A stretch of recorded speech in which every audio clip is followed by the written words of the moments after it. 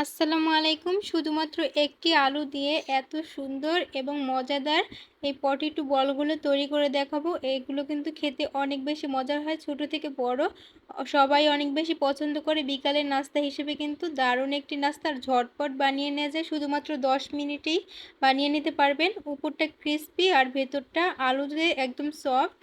তো খেতে কিন্তু অনেক বেশি মজার হয়। এখানে আমি মাঝারি সাইজের 2টা আলু নিয়েছি। আপনারা বড় সাইজের নিলে একটি নিলেই হবে। তবে আমি 2টা আলু পুরোটাই ব্যবহার করব না। তো আমি 2টো আলুকেই সিদ্ধ করব। এজন্য আমি আলুগুলোকে প্রথমে খোসা ছাড়িয়ে নিয়েছি। তারপরে টুকরো টুকরো করে কেটে আমি এটাকে সিদ্ধ করে নিচ্ছি। আর একদম পুরোপুরি সিদ্ধ করবেন না, প্রায় 95% মতো সিদ্ধ করব। তারপরে গরম থাকা অবস্থায় এটা ম্যাশ করতে হবে।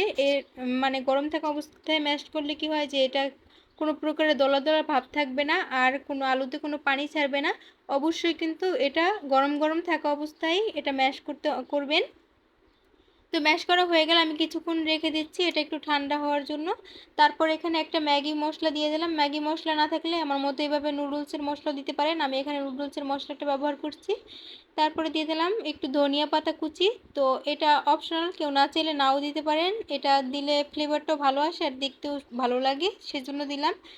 তারপরে আপনারা এখানে চিলি ফ্লেক্স ব্যবহার করতে পারেন অথবা শুকনো মরিচের গুঁড়া ব্যবহার করতে পারেন। তো আমি যেহেতু আমার বেবির জন্য বানাচ্ছি, ও ঝাল খেতে পারে না, তাই আমি ব্যবহার করছি না।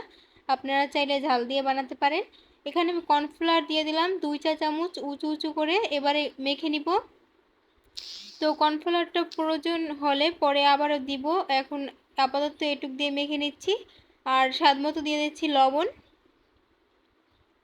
তো লবণটা দিয়ে আমি আবারও ভালোভাবে মেখে নিচ্ছি। আর আরও 1 চা চামচ কর্নফ্লাওয়ার দিয়ে দিলাম।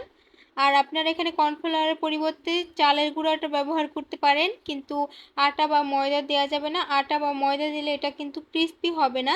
কিন্তু আটা বা ময়দা দিয়েও আপনারা বানাতে পারবেন, কিন্তু ক্রিস্পি হবে না। যদি ক্রিস্পি চান অবশ্যই এখানে কর্নফ্লাওয়ার অথবা চালের গুঁড়াটা দিতে পারেন। তো আমি হাতে কিছুটা একটু তেল মেখে নিয়েছি। তো তেলটা মেখে নিয়ে তারপরে হাত দিয়ে ঘুরিয়ে ঘুরিয়ে আমি গোল শেপের বানিয়ে নিচ্ছি। আপনারা চাইলে এটা লম্বালম্বি শেপ করেও বানাতে পারেন, এটা আপনাদের পছন্দ মতো। তারপরে আমি এভাবে গোল করে বানিয়ে নিলাম। তো আপনারা চাইলে এটা কিন্তু যে কাঠি আছে, কাঠির মধ্যে ভরে ওভাবে করেও বানাতে পারেন। তো আমি আজকে কাঠিতে ভরছি না, আমি এরকমভাবেই বানিয়ে নিচ্ছি।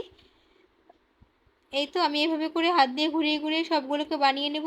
আর একটু ছোট সাইজের করেই বানাবেন, যা এতে করে ক্রিস্পি হয়। বেশি বড় বড় বানালে আর কি ক্রিস্পি হয় না।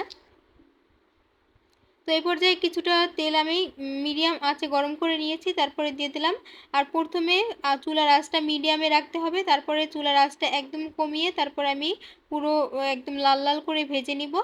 আর খুব বেশি নাড়তে হবে না, প্রথমে দেওয়ার পরে কিন্তু খুব বেশি নাড়বেন না। যখন একটা কালার চলে আসবে তারপরে নেড়ে দিতে হবে, কারণ প্রথমেই নাড়তে গেলে কিন্তু এটা ভেঙে যাওয়ার সম্ভাবনা থাকবে। তো আপনারা এই পর্যায়ে নামিয়ে নিতে পারেন। তো আমি আরও কিছুটা ডার্ক করব, সেজন্য আরও কিছুটা ভেজে নিচ্ছি। তো এই পর্যায়ে আমার ভাজা হয়ে গেছে, এবার আমি তুলে নিচ্ছি। আর দেখুন মাশাআল্লাহ, দেখতে কিন্তু অনেক বেশি সুন্দর, আর এটা খেতে কিন্তু তার থেকেও বেশি মজার। আমার বেবি তো এটা অনেক বেশি পছন্দ করে। তো আপনারাও কিন্তু বাচ্চাদের বায়না যখন করে যে চিপস খাবে, চিপসের পরিবর্তে কিন্তু এটা দিতে পারেন, একদম চিপসের মতোই। আশা করি ভিডিওটা ভালো লাগছে, আর ভালো লাগলে অবশ্যই চ্যানেলটা সাবস্ক্রাইব করে রাখার অনুরোধ রইল।